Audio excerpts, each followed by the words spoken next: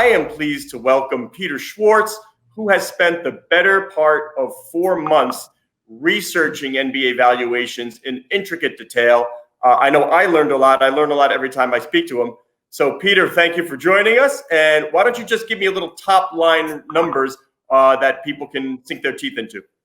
Scott's too kind. I think in addition to being my editor-in-chief, he's my publicist at the same time. But thank you, Scott. I think what's fascinating about these NBA values is just how much they've taken off in recent years. Top line totals, the 30 teams cumulatively have a fair market value of more than $71 billion, billion with a B.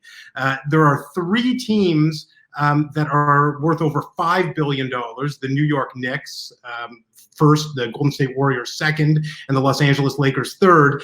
And the average team value is now approaching $2.4 billion. So with that in mind, I wanted to bring in our first guest. We're delighted to have the commissioner of the NBA, Adam Silver. And first and foremost, I'd like to ask Adam about your reactions to those top line totals. Adam, thank you for joining us. Can you guys hear and see me now? Yeah, we got you. Great. Well, let me first begin, Peter, by saying, echoing Scott's remarks, thank you for 4 months of your life that went into these valuations, and you too, Scott. And we're pleased to see Sportico in this business now and taking a close look at our league and the entire industry. And we're thrilled with the work you've done. I think, to your point, Peter, I like the way you put the emphasis, the B in billions. That is, all of us who've been at this a long time, I think it's quite remarkable. And I think, look, given the past year coming through a pandemic, to still see, roughly 12% growth in asset value is to me is quite remarkable. To see team valuations, at roughly $2.4 billion on average, as you said, and number of teams at the very high end is quite remarkable. And I think it's a testament to the industry, a testament to the global nature of this content, to the sort of demand we're seeing around the world, for whether it's our game broadcast or the ancillary content around our games. There's a truly vibrant market for NBA basketball. Yeah, Adam, I got a number of phone calls and text messages from former NBA employees who started way back when at the league. Really just eye-popping numbers. They couldn't believe what the NBA was. And David used to say the same thing. We were sort of this tape delay league into an international conglomerate. But what part, if any, surprises you the most from these valuations? I think the fact that the market is able to see past this pandemic. I mean, look, that for the live entertainment business, it's been very difficult times since past March.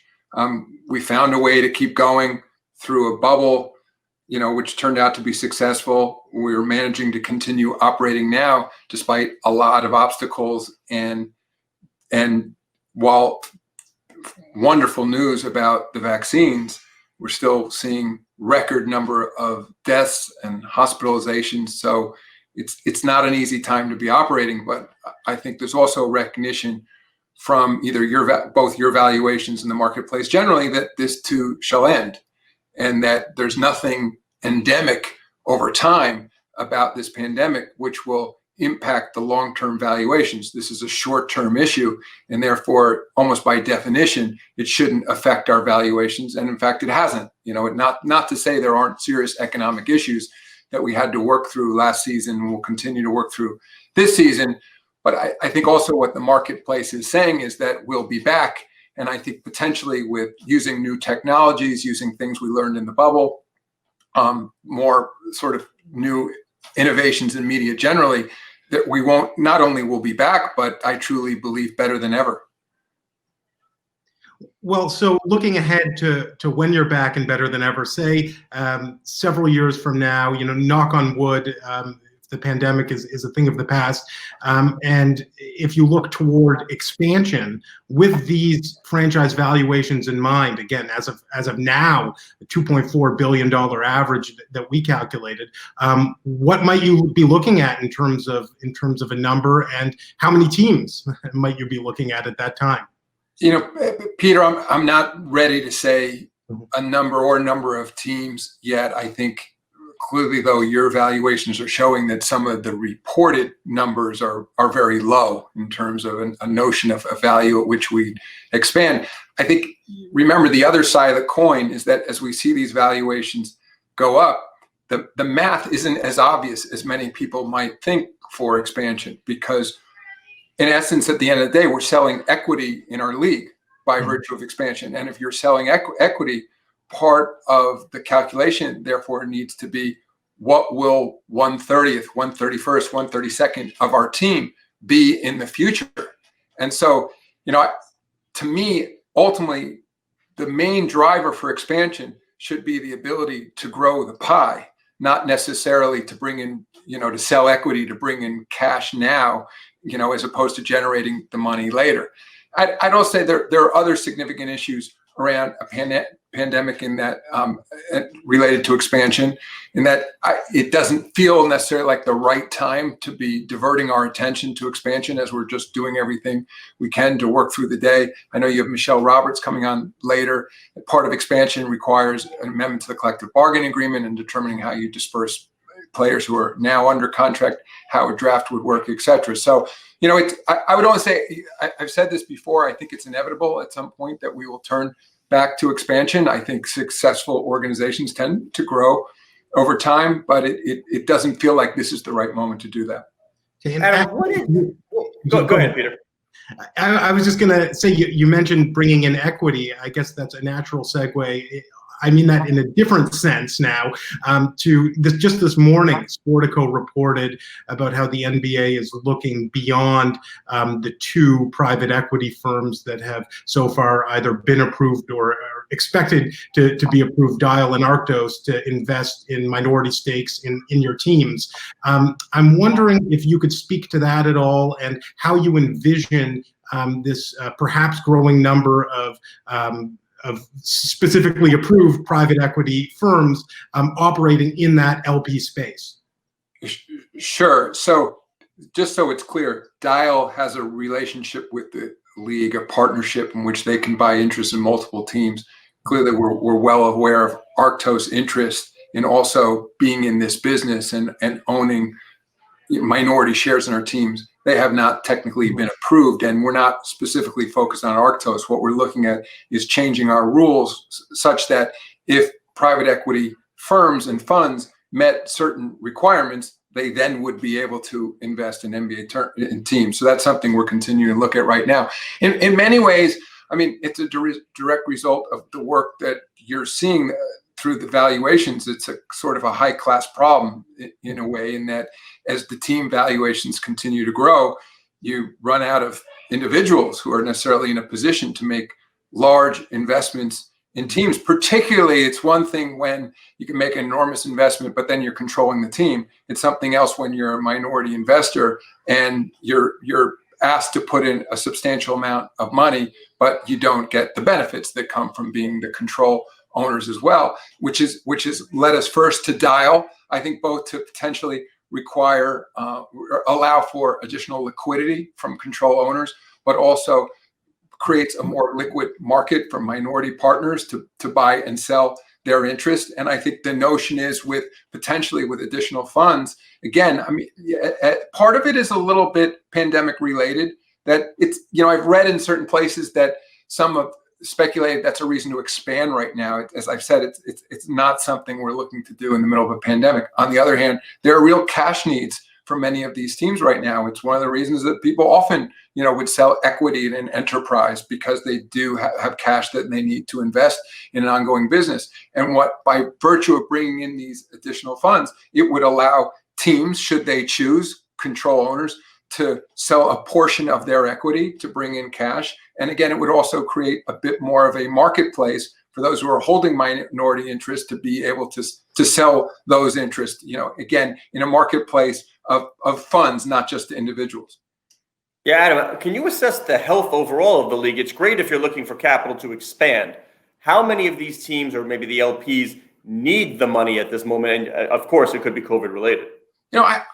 Scott, I wouldn't define any team as so-called needing the money right now, because I think that's a broader issue that goes to the depth of wealth of the individuals who, in some cases, corporate entities who own the teams. On the other hand, it doesn't mean there isn't a desire to bring in cash and not have to, go outside the business, particularly at a time when there's stress on other areas of their portfolio.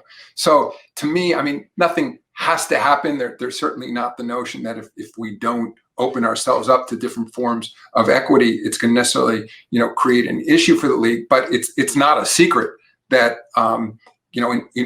while we made the decision, collectively among our teams and with our players to find a way to play both last summer and then now throughout the season. I've used this sort of shorthand before publicly that, roughly 40% of the revenue this league generates is directly related to having fans and seats. So to those, whether it's fans and seats or the ancillary businesses, F&B, et cetera, around them. So it's a huge hit to the business this year. And so you can imagine that for some teams, it seems like an opportune time to bring in some additional cash. But I will say, particularly around selling equity, requires taking a long-term view of the business. And as you guys are seeing from your very valuations and what we're seeing in the marketplace in terms of some recent sales, both control ownerships and limited interest in teams, it's still a very vibrant marketplace. As you guys have acknowledged, there's no doubt the market still has, enormous confidence in the long-term growth and success of this business. Has there been any discussion, and I know this would be controversial because of possible blowback, but about pushing the NBA players to the forefront in terms of vaccination in exchange for perhaps the visibility of the vaccinations and maybe people getting a sense that this is safe and it's something you should do? There have been discussions, and it's something that we're particularly focused on because I would just say in the African-American community, number one, there's been enormously disparate impact from COVID.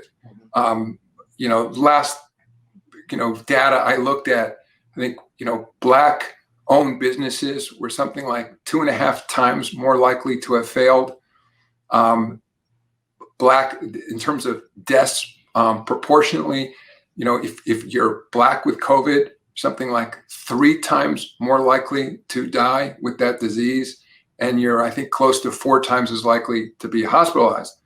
But now, somewhat perversely, there's been enormous resistance in the African American community for understandable historical reasons, resistance to getting vaccinated. And they're seeing that already, even among the older age cohorts, and even talking to people who ran the trials for Pfizer and Moderna, there was resistance even there to getting African Americans to volunteer. And that's been, and even as against other ethnic and racial groups, African Americans stand out in terms of resistance to vaccinations. Again, for understandable reasons historically. But having said that, if that resistance continues, based on the earlier data I cited, there'll be very much a double whammy to the Black community, because the only way ultimately out of this pandemic is to get vaccinated. Particularly now we're seeing the UK strand, threats of, a South African strand. The good news is everything we're hearing is that the vaccine is still effective against those strands, but they are more contagious, not necessarily more lethal, but more contagious, and therefore likely to continue spreading it and impacting people's lives. So directly to your question, Scott, several public health officials, and as you know, this is operating somewhat state by state right now, have suggested there would be a real public health benefit to getting some very high profile African Americans vaccinated to demonstrate to the larger community that it is safe and effective. For example, now, just dealing with the appropriate age cohorts. For example, we began running a public service announcement yesterday on MLK Day of Kareem Abdul-Jabbar getting his vaccination and encouraging others to do so. And I think that at the appropriate time, whenever that is, and whether that's directed federally through NIH or CDC, or ultimately there are state-by-state programs, we think there's real value in our players, again, demonstrating to a broader community how important it is to get vaccinated. And by the way, I should add, where our players have great influence, it's also among young people who also seem to be hesitating, just based on, because they haven't been eligible yet, but based on polling, they also seem to be somewhat resistant to being vaccinated because young people are less endangered just by virtue of what we're seeing from the direct correlation between, age and morbidity around this disease. But part of it is an education for young people, which is something we've been doing since back March, which is to suggest that even if you are on a relative basis much safer, frankly, you're going to kill grandma if you go ahead and get infected and then therefore transmit it to her. So, I think there are really sound reasons. I will repeat, though, something that goes without saying. I mean, anything we will do will be fully transparent, and in conjunction with public health authorities. So there's no sense whatsoever that there's some favoritism going on here, that it would only be done if public health officials ultimately determine on balance it was the right time to vaccinate our players. Adam, a question of far less import than matters of life and death, but also related to state-by-state decisions. Going back to more to the business of the NBA, I'm wondering about sports betting. So now that that's becoming legal in more and more states all the time, there are certainly ways in which the NBA is capitalizing on that already. But what are some of the ways going forward you see to make that a important part of the revenue model of the league and of its teams? Well, Peter, just on the legislative front, as you guys know, from the very beginning, we were advocating for federal legislation as opposed to a state-by-state protocol. I mean, sometimes I get concerned that you can end up in somewhat of a race to the bottom. The states are competing against each other.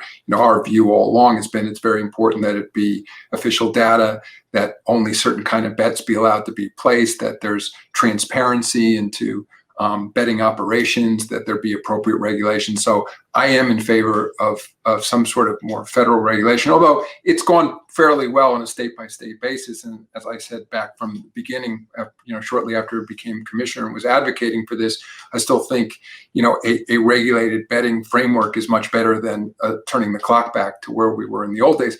I think in terms of the league, to me, it relates directly to what we will see as the next phase of innovation around our broadcast. I mean, I look at it sort of as a more broad category in terms of gamification of our sport. I mean, there within gamification, there's a subgroup of people who no doubt want to bet on sports, and appropriately regulated with the necessary checks against people who potentially have issues around sports betting.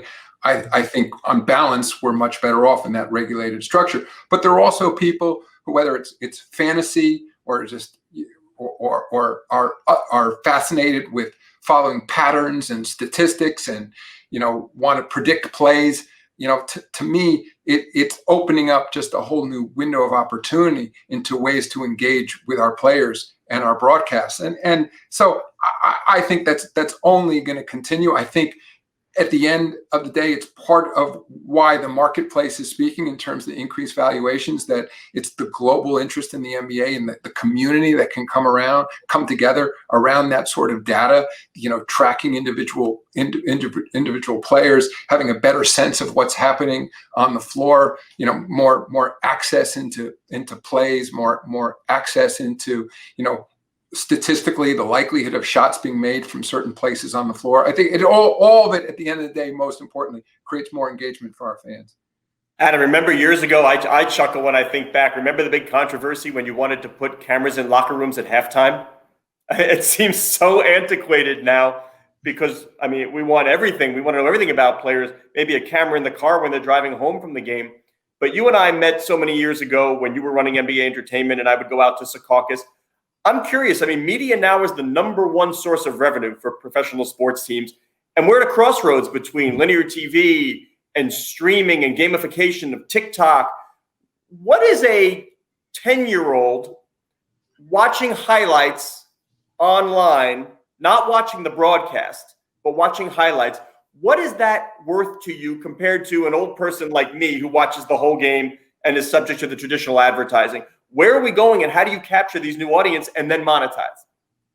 Scott, I mean, it's absolutely the right question and something we spend a lot of time thinking about. I mean, first of all, we've engaged in a strategy, back from, as to your point, when I was running NBA Entertainment over, essentially the last 20 years, where we saw those opportunities as marketing, and somebody, at one of our tech summits, I remember I think it was Mark Cuban who made the analogy between snacks and meals, and sort of that's the snacks, but you don't want people to be, sated to the point where they don't want the meals. And I think the theory, at least to this point, has been that by cultivating fans, particularly casual fans, around social media, by feeding them portions of games, that it would drive them to watch full game broadcasts. Now, that proposition is being challenged to a certain extent, because we now know, particularly among young fans, sometimes they prefer to live on highlights, that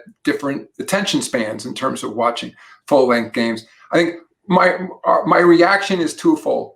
One is we have to frankly do a better job in our game broadcast. This is something I've been saying for years. I mean, and it began a bit in the bubble when you saw new approaches to production. I think, and no knock on anybody who's been involved in this business, but there's a certain sameness to these broadcasts that, frankly, with the exception of high definition, since we were kids, in terms of the main play-by-play camera, coming from above, the cameras from the corners, where the hero shots of players, maybe one, low slash camera, but it largely looks the same. And I think that whether in part we have to do things to change the format of the game a bit to keep people attached, and engaged in the game as it's going. And part of that is through gamification, other screens, other ways of connecting, other ways, and it may be through, optionality for a viewer where they're able to bring up other screens, bring up more information. So that's one way to do a better job creating a better experience with those live game broadcasts, I'd say. But then also for that younger fan,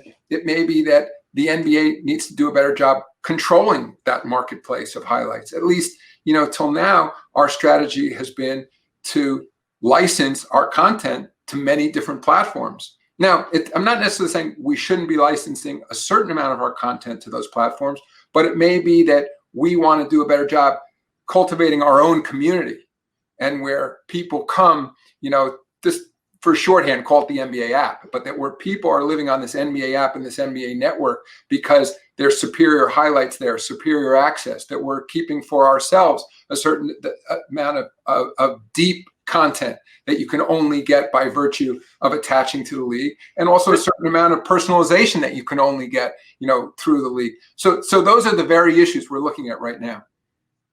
What does your data tell you about who's watching, who's not watching? Our data tells us that, and it's good and bad news. The traditional television audience is getting older and older because, and it's not just what the shorthand that a lot of people attach to it, which is cord cutting or cord nevers. Even people who are subscribers are, and I'm sure just think of your own habits, are turning to streaming services in many cases to get on-demand content. And they're outside of the sort of the tradition of going to linear cable, satellite, network television to get their content. And if they sort of lose that tradition, that's obviously where our games live.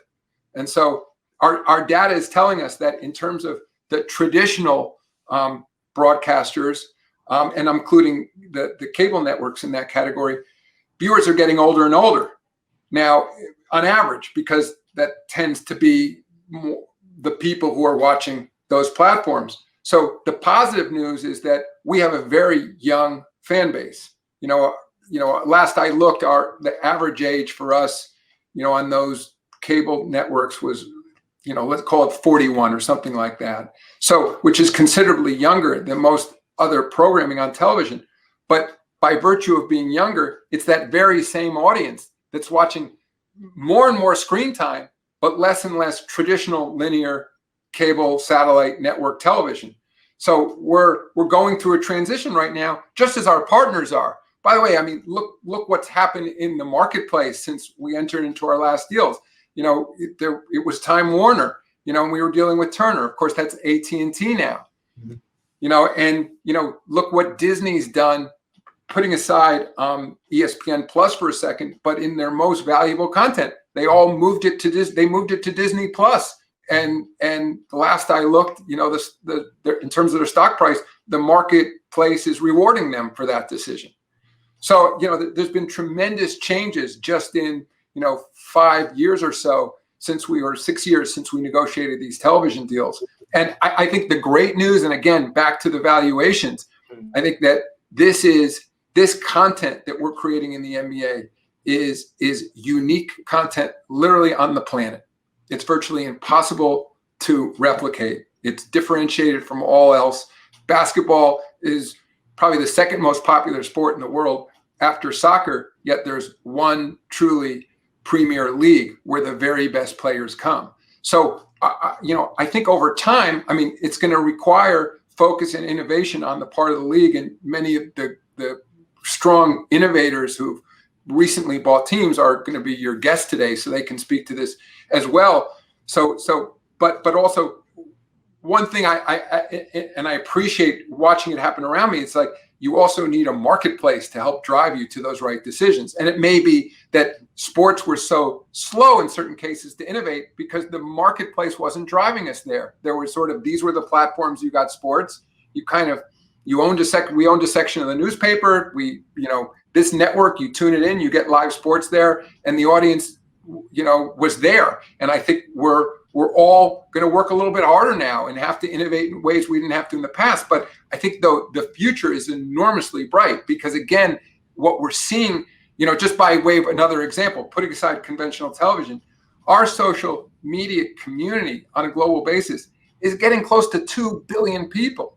Almost 2 billion people are connecting to some form of NBA content, whether that comes directly from a player or a team or a league or one of our marketing partners who's using NBA content. So there's this enormous universe. You're looking at, essentially 1 out of 4 people in the world are connecting to the NBA somehow. So, and I think when you only have 30 of these teams, and maybe Peter, we will expand at some point, but even if we added 1 or 2, it's still, these are such unique, special assets that impossible, wholesale to replicate. I think that's why you're seeing the 12% growth over the past year that your work is showing. Yeah, so you're talking about asset classes, Adam. I guess I can buy a trading card, a sneaker, or an NBA franchise, right? Those are the hot asset classes that we're looking at these days. You and I have done this forever. We haven't had a chance to talk about the ancillary businesses around it. But I want to quickly get to the FANGs. We see Amazon buying into the Yes Network. They, of course, are retailers. If the data you get from your customers, as they do, the Facebook likes to collect data on their customers, the more you know about your customers. Speaking of valuation, does that make the value of each eyeball higher, even if the overall audience is coming down? Absolutely, because just as those FANG companies have demonstrated, it makes those eyeballs so much more valuable to you. As opposed to just an easy example, sort of showing a car advertisement indiscriminately to whatever the millions of people are watching. The ability to say, I know who that person is about to go into the market to buy a home, incidentally, maybe before they even do, which is pretty scary about the data. When will I see a different commercial than you, whether it's streaming or linear TV, or different than Peter? When will we get individualized advertising? Sooner than people might be thinking in terms of our digital products. When, for example, our League Pass product, where it's a subscription service. We know it's Scott Soshnick watching those games. We know who you are. And so in part, people are often identifying themselves in a way that assists you in providing them the content they want. Putting aside commercial content for a second, by virtue of the games you choose to watch, whether or not you've identified yourself as a Knicks fan, we may see that's the majority of the live game broadcasts you watch, or by virtue of the highlights. And then as you start to show your pattern of what portions of games you choose to watch. What's so fascinating that now through streaming services, we were somewhat limited historically by Nielsen data, because you get average minutes, and obviously that's important. But now you get it to precision off your own servers that say this is, and it also, back to my point, it's also on us to improve the product, that you know exactly when people tune out, and not surprisingly, commercials. But then timeouts. Yeah, well, you see, like again, my data might be slightly off from the last time I looked at it, but as engaging as the halftime content may be, you lose roughly 12% of your audience. And then you got to bring them back because your rating is your average minute. Every commercial break, you lose, let's say, 6% of your audience. And so then the question and by the way, the advertisers don't want you to lose that 6% either, which is now you see other sports experimenting with keeping live action up while you're showing some form of advertisement. In our game, you saw from our broadcast down the bubble, we were increasingly putting logos on the floor. Obviously, we put things on player jerseys. There's other ways, to bring marketing messages to consumers. But Scott, to your point, then it becomes in terms of the specialization. I mean, once you're putting things on floors, incidentally, what you see on the floor doesn't have to be the same as what Peter sees on the floor when he's watching a game. Because again, through all the analytics, you tend to know, like, yes, that person really recently had a child. They're looking at these products, or these people are in the market for a car or for a new home or whatever else. Well, Adam, thank you so much for joining us. You know who cares about the fan experience? Mr. Steve Ballmer. And he's up next. He's in our waiting room. So we're going to go to the very Steve. high-tech owners you were referring to earlier. Yeah, I can't wait to talk to him about the fan experience because I know it's something he believes passionately in. Adam, thank you so much for joining us. Yes, thank you, Scott. Thanks, Peter. Thanks for all the work you guys put into these valuations.